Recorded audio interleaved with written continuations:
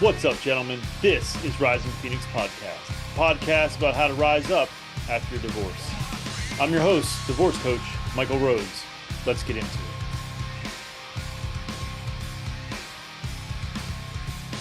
Joining me today is licensed therapist Taylor Palmby. Taylor, let's just jump right into it. Why don't you tell us a little bit about yourself?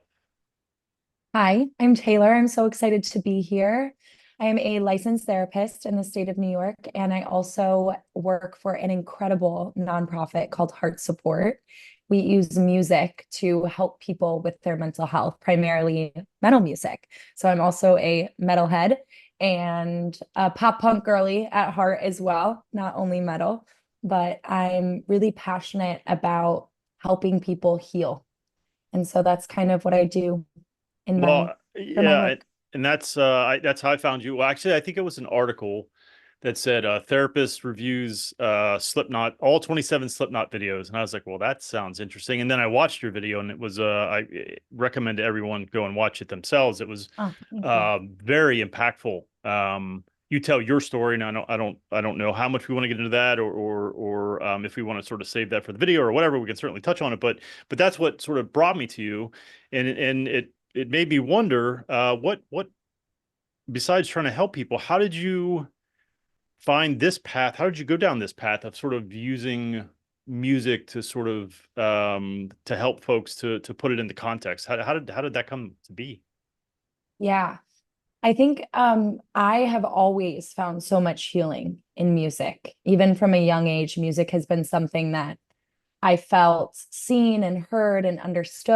And I think for a lot of people in the metal and the hardcore community, like Warped Tour kids, I don't know if you're a Warped Tour kid, but No. um, people feel like they didn't fit in.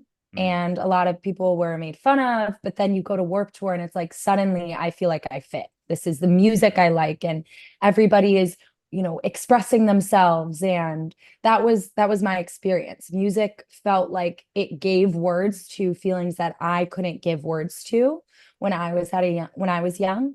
And I just, it makes sense to me, right? That people feel so deeply when they listen to music, and there's something there that allows for catharsis Yeah. and allows people to access emotions that they maybe don't access or talk about. And I found heart support at Warped Tour in 2018, actually, crazily 6 years ago today, Wow. right now. I interviewed them at Heart Support. And for a story, I used to be a journalist before I went to school to be a therapist.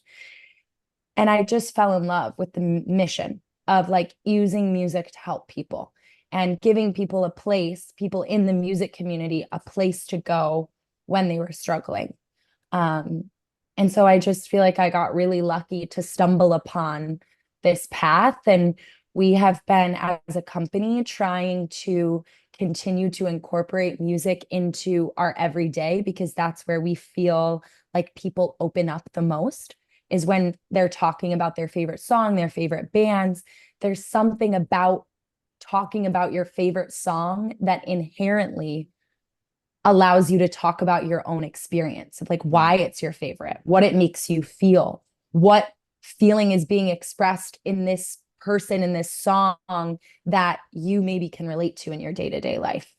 Yeah, and that's I mean that's Slipknot for me, but specifically Snuff, and we'll get to that. But that song specifically, why for you? Why Slipknot? Why? Because there are a lot of other bands that definitely probably not as many that are as I don't know what the word is with Slipknot, but there is certain aesthetic or approach or whatever around Slipknot that makes it a fruitful thing. But I'm sure there are others as well. And I know that you do other videos, but why did you decide to do a review of each video and then a one for sort of a an overview of all 27 of them? Yeah. It was something we just kind of stumbled into. I had never listened to Slipknot. Hmm. So we did a video of me listening to my first Slipknot song, and we quickly realized that when we were doing Slipknot videos, people, Slipknot fans, maggots, as they Hmm. call themselves, Yes. were opening up in the comments more than any other video that we Hmm. had done. And they were excited about this type of content that we were creating, where we were connecting Slipknot with mental health. And so then we just started kind of doing more and more. And at some point we were like, well, we've done most of them. We might as well just finish doing all of them. And it became really important to us. Like, the reason to do the meta analysis of what is Slipknot is it's clear that this band means a lot to a lot of people. And I think it's also a band that is really misunderstood by a lot of people. People who don't like metal music are like, oh, Slipknot is from the devil, or, this music is bad for your mental health. But they clearly have something really special and give their fans something really beautiful.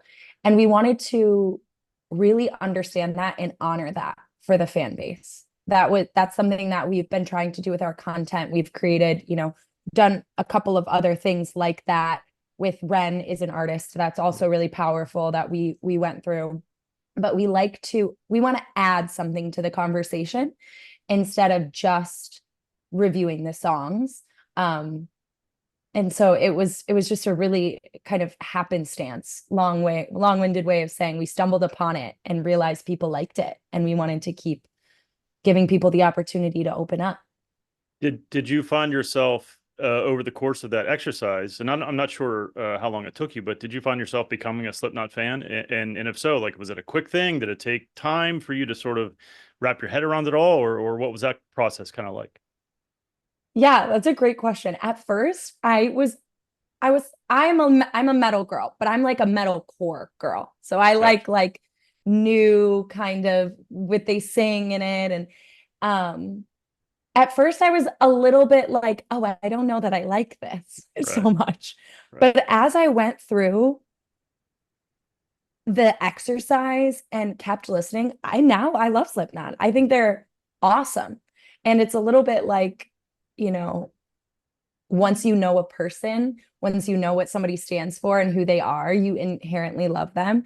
And so maybe Slipknot isn't something I would always add to my playlist, but anytime it comes on, I'm bopping along. I'm excited about it. I'm like, yeah, that's the band. Yeah. I love them now. Is there one song that really kind of stands out for you personally? Um, we talk about it in a little bit in the video, but I Mm. think that The Devil and I is a song that really was a turning point for me in my journey. And we didn't realize it until we were looking back. And it was actually me and our executive director were trying to say, okay, if you had to pick one Slipknot song that really encapsulates what the band means, what song would you pick? And we both were like, okay, I've got mine. And we both said The Devil and I. And so that felt like, okay, maybe we're Right. onto something here. I just think that song has such a powerful message about, like, as a therapist, I know we all have different parts of us, Mm. parts that are easier to love, parts that are harder to love, parts that have experienced a lot of pain and maybe act in a way that is challenging for other people, for ourselves. Sure. And so Slipknot putting words to that felt like really, really beautiful. Yeah. Do you think that watching the videos, or maybe I should ask, how do you think watching the videos sort of, as opposed to just listening and reading lyrics, how do you think that sort of shaped the journey? Do you think it had any kind of an effect? That's a really interesting question. I think some of the Slipknot videos um, are some of the songs I think are more impactful Yeah. when you have the video as a part of it. I'm thinking of Vermilion Part 1 and 2. Mm. The videos to that song really expanded for me the way that I saw the song.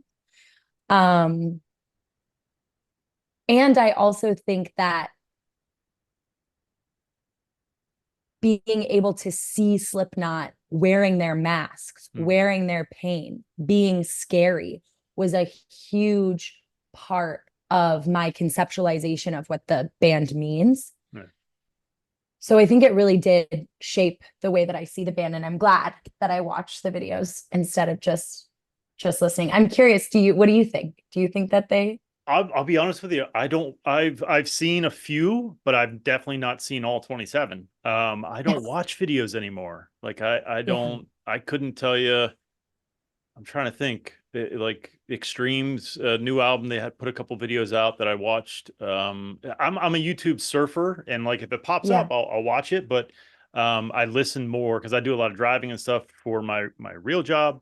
So I'm always in not always, but I'm frequently in a car or an airplane with earbuds in. So, but I think I think the mask aspect, I think definitely it would have to make an impact. It does make an impact, right? And so I think if you just listened, it wouldn't be as impactful. And plus, I think there is an ability for an artist to sort of put a spin on the interpretation visually.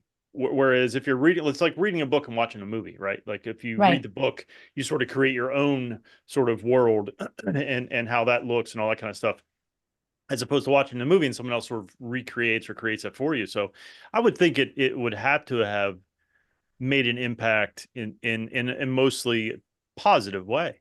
Um, Yeah. I want to talk specifically about the song Snuff because for me I was a Slipknot fan, and I say that in air quotes because I didn't dislike them, but I didn't love them.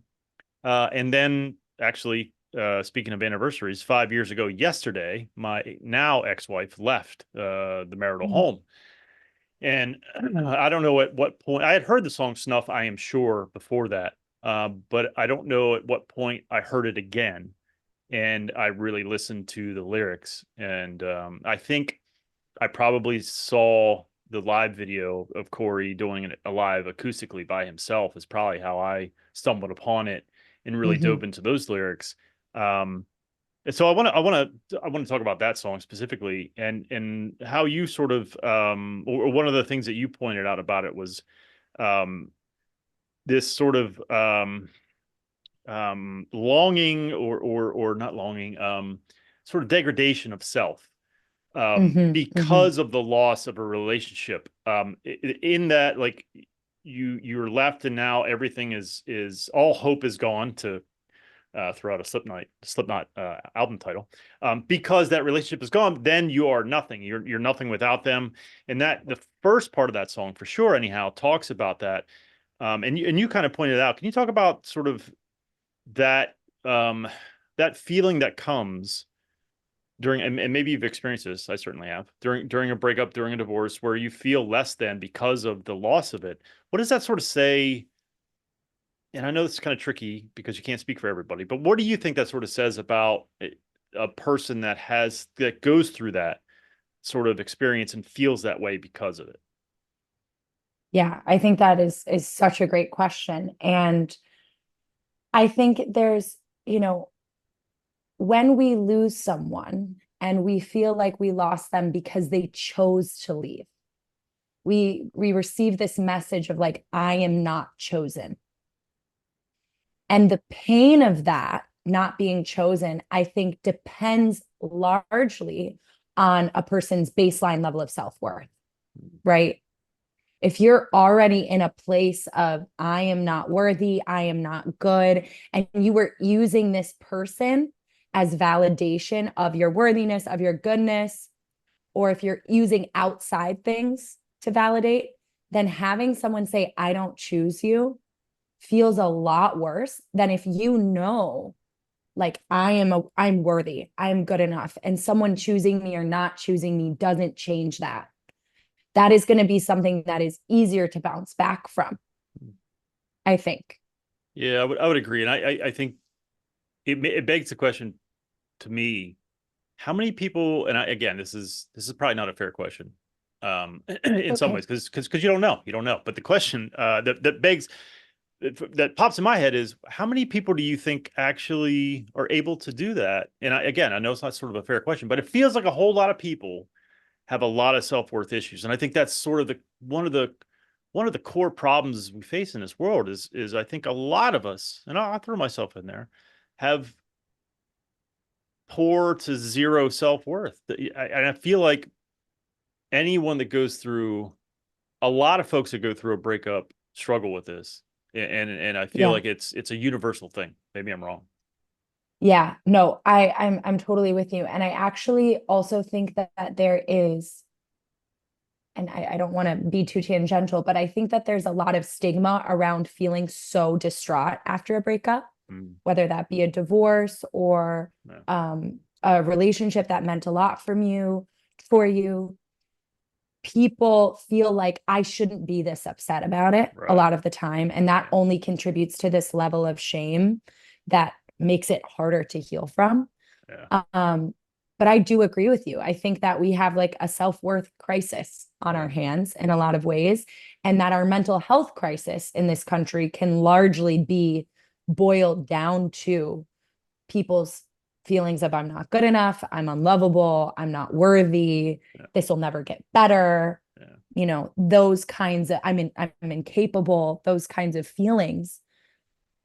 Yeah. And it is, I mean, in my work, I also don't see too many people. So too many people don't come to me when they're like, Right. I'm feeling great. But Right. so my data set is maybe a little biased, but Sure. Well, I do same. think a lot of people, yeah, Yeah. yeah. I think that a lot of people have this difficulty.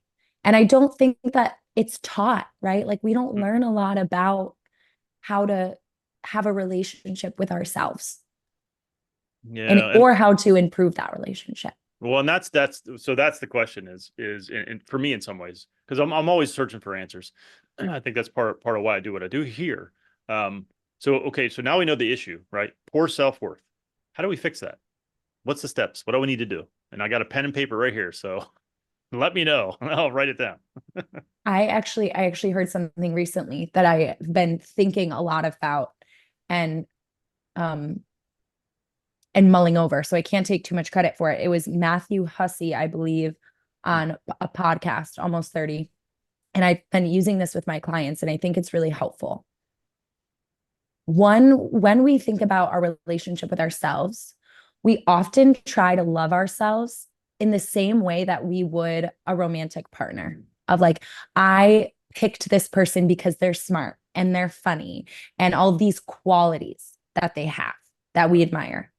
The truth is, there always is going to be someone who is smarter and funnier and better at something, right? Like, we'll never be the best.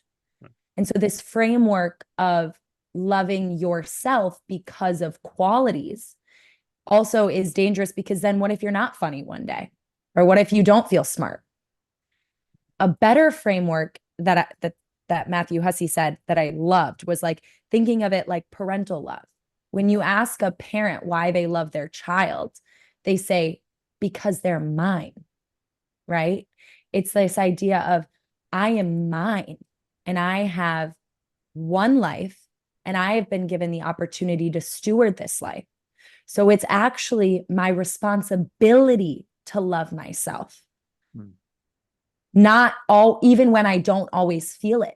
It's a choice that I need to make to love myself. And because I have made that choice, I will do certain things like, take care of my body, take care of my mind, do things that I know help keep me mentally healthy, even if I don't want to do those things.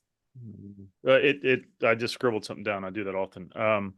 It made me wonder because you say essentially I think you're saying love is a choice for the self for sure. Do you think that applies to love in general, to maybe not love, but maybe, but relationships? Like, isn't it a you have to decide or make the choice to do things to cultivate that love? Do you know what I mean? I'm making any sense? I feel like Yeah, I'm making sense. no, you totally are. I mean, I do think so.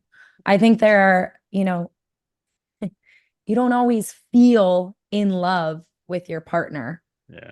but you still choose to love them, even when you don't like them very much. Mhm. And I think, I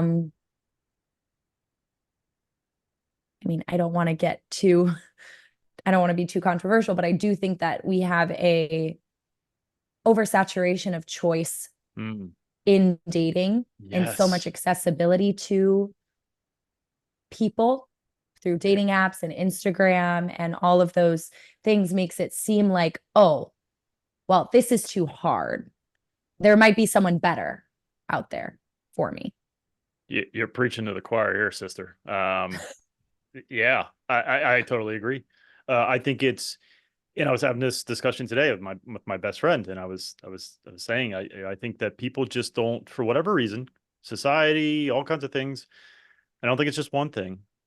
People don't want to stay and fight it out or whatever, or work it out, or they want to run from the hard because it's hard, but because there are seemingly plenty of options, plenty of Yeah. outlets, and that's Yeah. I'm 47. I'm not getting any younger, and I'm single, and it sucks. The whole dating thing, Yeah. it's terrible. I don't like it at all. Anyway, that's maybe another topic for another time. I completely agree. And I think it's a balance, right? You don't want to settle, Mm-mm. right?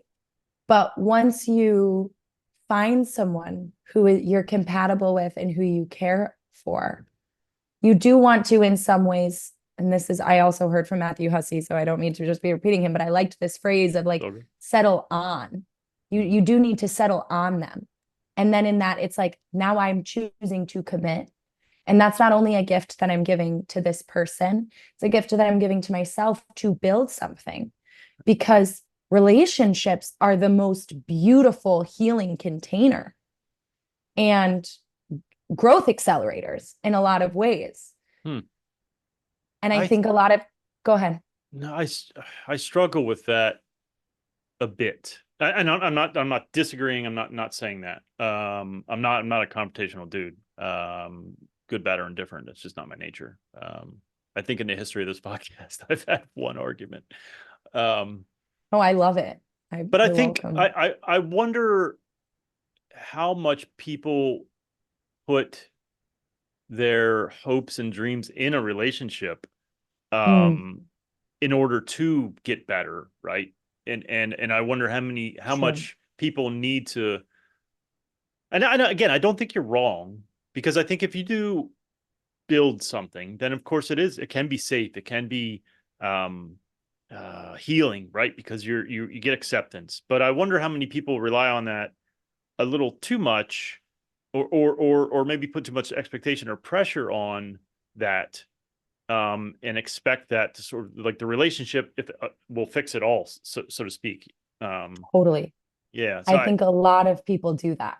I yeah, think you're right. It's yeah, like, once I have the relationship, right, then I'll feel worthy of love. right, Once someone loves me, then I'll feel worthy of love. yeah, Or this will fix everything. I'm just, I'm right, lonely. yeah, And so there is a give and take of like, you you do have to be able to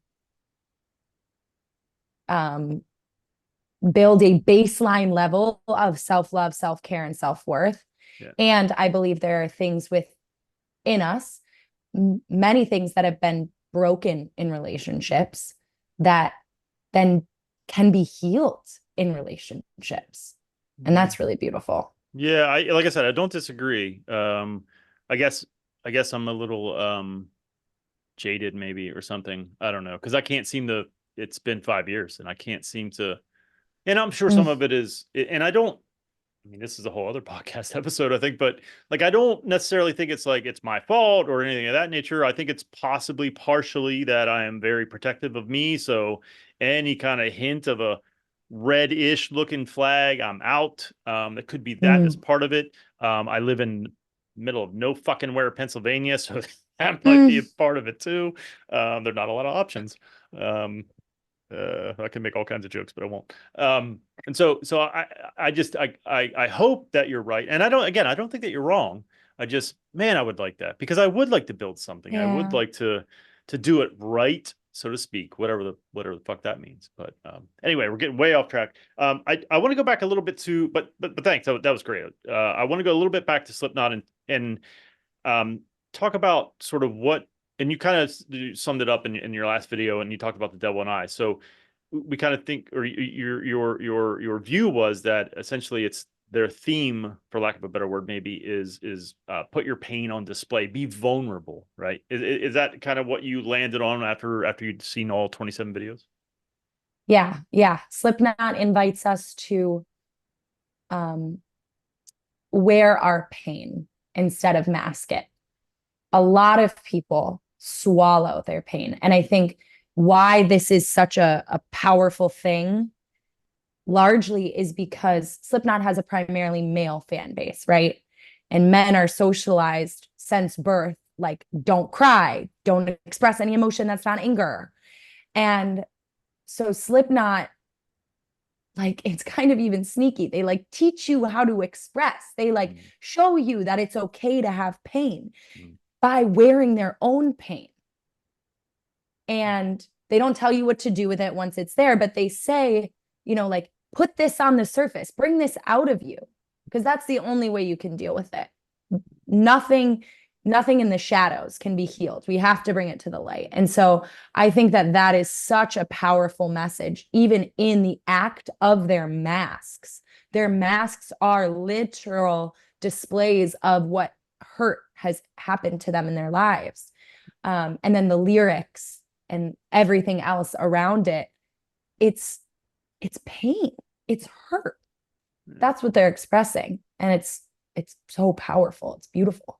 Well, that it is, I agree. But as an individual, what do you gain from being more vulnerable and more open? Because it's as we know, as humans, and especially men, but I think people in general, it's scary, right? Being vulnerable. Really And again, back to your video, incredibly fucking brave what you did. Thank you. And I know for me, I've been vulnerable on this podcast, but I'm doing it maybe in front of a guest, but usually it's a solo episode and it's in front of a microphone. And I'm getting off track here with my original question, but I know I gain some comfort, shame reduction when I get good feedback or whatever. But as someone who maybe isn't behind a microphone, talking to any number of people, what do you gain from being vulnerable? You gain the opportunity for connection.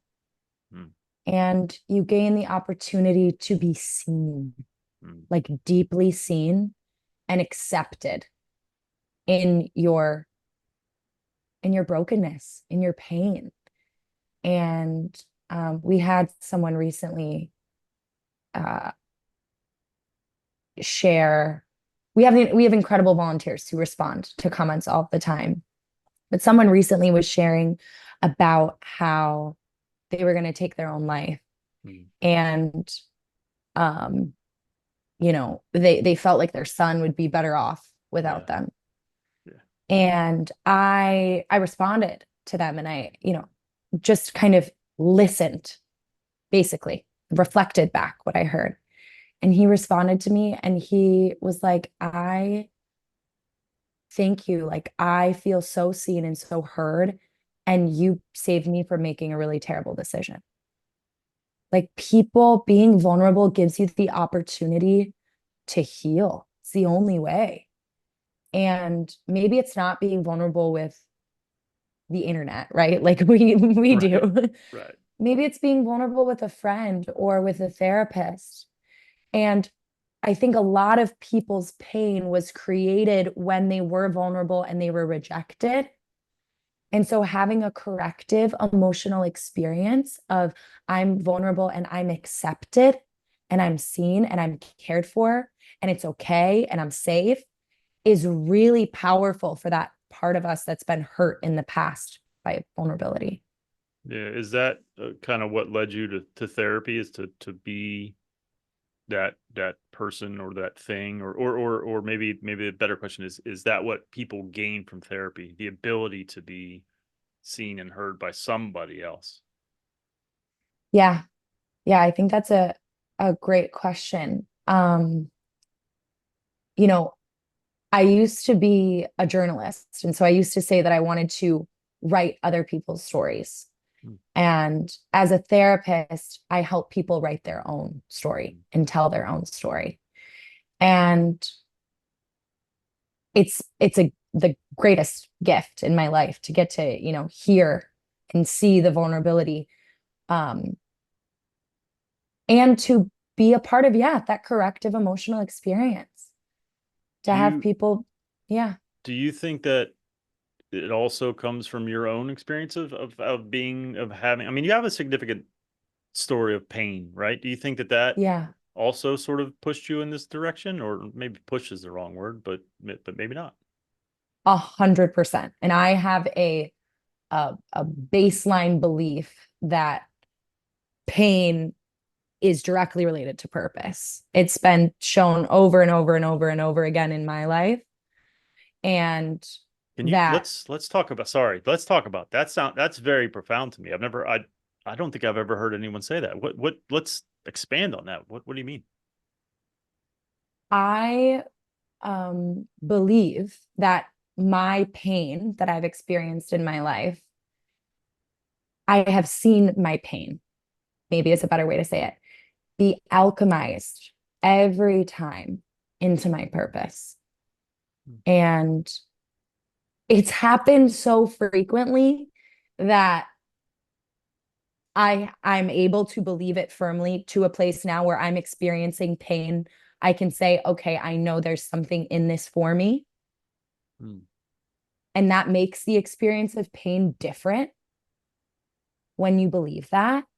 I'll give you an example. Yeah. My one of the most painful things that I experienced in my life was losing my best friend to suicide when I was a freshman in college.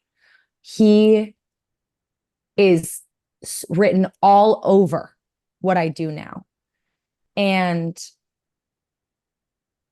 experiencing that pain, I never ever thought, I can't even imagine that something purposeful and beautiful would have come out of it. But it's interesting because I have a beautiful relationship with his mom. She's like a second mom to me.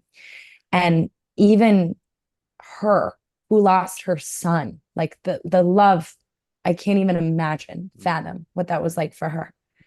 She is able to see and experience so much purpose from the pain. I would not work at Heart Support. I would not make these videos.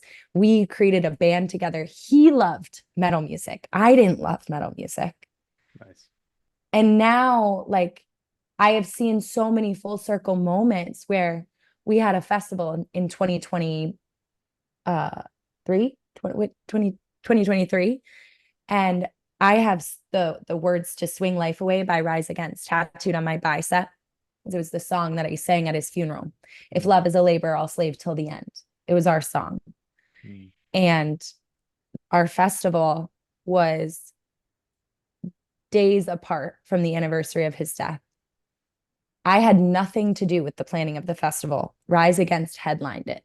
Oh, wow. And I got to stand side stage while they sang Swing Life Away. And I got to interview Tim from Rise Against about mental health and use that to invite other Rise Against fans to open up. That's awesome. And it is just every time I experience something so deeply life-changing, I see it when I'm open to it. And that's a caveat, when I'm open to it, being alchemized into my purpose in some way.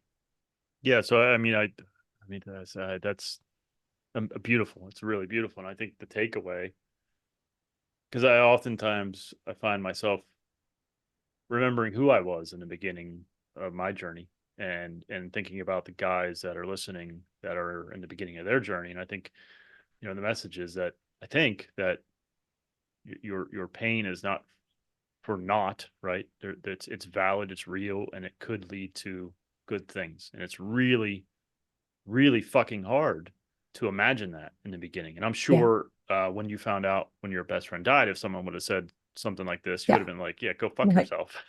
Genuinely, please fuck yourselves. Yeah. 100%. But there is, I mean, it's beautiful, really. I've kind of never really heard it said in that kind of a way. But it for sure has led to, what I think is at least partially my purpose, right? Because I think for men, especially, it's men that didn't want the divorce or breakup, anything of significance ending, it's really hard for a lot of reasons. It's your identity, and we kind of alluded to that earlier. You as a man. Not that anyone has really been told or given instructions on how to deal with emotions, especially in America. That's just, but for sure, men, And so you have this loss of identity, you have this pain, and you don't know what to fucking do with it. And so Yeah. I felt those things, and my hope and is to be able to do kind of what you're doing in some kind of ways. I mean, there's some overlap there and some similarities, but because I think it's, much like Slipknot, sort of, and you said most of the audience is males, and being able to sort of give permission, or Yeah. at least setting the example of how you can do it and how it can be different. Um, I think I mean, it's certainly, if that's not a purpose, I don't know what the fuck is. Well, Um, I mean, your podcast, it's so cool, right? It's like this pain when you sent me that the email that I got inviting me to be on here, I immediately was like, that is awesome. That's a guy who's using his pain to get to enact a purpose. yeah, And I usually think like, you know, if the purpose is in some way related to helping other people, you're probably onto something. Like that's like if there's something you can do to help others. But I will add, it's like there's pain and then there's process. You mm, have to process it. true. And that is also work, Mm-hmm. right? 100%. That's Yes. sucks. Yeah. And then we can get to purpose. Um, Did but you struggle with like, and I'm sure you did, and I have, I wasn't my best friend, but I wear this bracelet, and this for someone that I knew who was a part of a support group that I run for divorced men, and he took his own life. And but I wasn't super close with him. I knew him, talked on the phone with him, messaged with him. He lived in Arizona. I'm in Pennsylvania, so we never met. But it was difficult to deal with. But he wasn't my best friend. Was that did you? I mean, how hard was that? Just to sort of process. um, yeah, it was earth-shattering. Yeah. It was also at a time that I was in a mental health crisis myself. I was Yeah. already very depressed. I was already very anxious. And what was interesting about it is I had a lot of suicidal ideation before that moment of like, I just wish I wasn't here anymore. I Sure. can't do this. Um, him taking his life took that card off the table for me for a long time Mm. because I saw just the devastating impact it had on everyone around him. He was love. He was light. Like he was just a guy who would do anything for anyone. And so to see that loss and the way that it not only impacted me, but impacted every single person around him, like really changed the way I thought about suicide. Mm. Um, yeah. And I think the thing about suicide is there's so much guilt associated with it for many, many people. It's like, oh, I should have called him Right. more. Right. Yeah. I should have been there. Yeah. Yeah. Yeah. Yep. I should have picked up the phone. Like there's this belief of I could have changed it. I could have done something different. Yeah. And that, for a long time reinforced a belief of like, oh, I'm doing it wrong. Yeah. Yeah. I interviewed someone, an expert on suicide, because right after John took his life, I was a bit beside myself, and I wanted some answers, and that's the answer is unfortunately is there's little to nothing you can do, and like I hated that answer because that didn't that felt so, I don't know, like a cop out in some kind of way, right? Like it sounds like that's bullshit. Of course, I could have done more, but at the end of the day, you can't be in their brain, you can't be with them 24/7, you can't change how they see the world in some ways, right? And that was, for me, that was and again, I wasn't super close with John, but that was a tough pill for me to swallow because I felt responsible for Yeah. him as a guy who's coming to me for support, and I felt like I let him Yeah. down. Yeah. Yeah. Definitely. Well, thank you so much for doing this. How can people find you and all that you do? Go to Heart Support, our YouTube channel, our Instagram, heartsupport.com. If anybody needs resources, we have one-to-one peer mentoring for a year. If you're in the state of New York and you're looking for individual or couples therapy, let me know. I'm happy to help you virtually or in person if you're in the city. But yeah, follow me on Instagram at Taylor Palmby, and I would love to see you. Well, thank you again so much for doing it. The last question that I ask everybody, as I think you know, is what words of wisdom would you impart to a man who is just beginning his divorce journey? Yeah, that's such a good question. No pressure. um, it's not the end. It's not the end. And you know, I think that it's really hard to say anything because I think about when I was in that place of like losing someone that I loved deeply and feeling like they chose to leave. There aren't really any words that get through. And so my encouragement is to, even when you don't feel like it, act like you're a person who deserves to move on from this. So do the things, go to therapy, go to the gym, eat healthy, do things not, don't go to the gym because you want to look like get a revenge body, but go because these things help your mind. Yeah. So take care of yourself, even when you don't feel like it. And day by day, as you keep acting that way, you'll start to feel better too.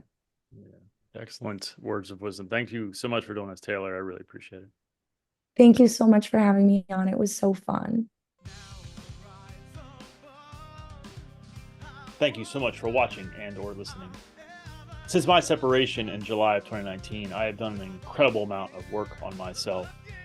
I've had many different therapists, life coaches, and went through different programs. I've taken all that I've learned and put it into my own program called Forged by Fire. If you are interested in having me help you navigate your divorce, please hit my website, risingphoenixdivorcecoach.com. I look forward to working with you.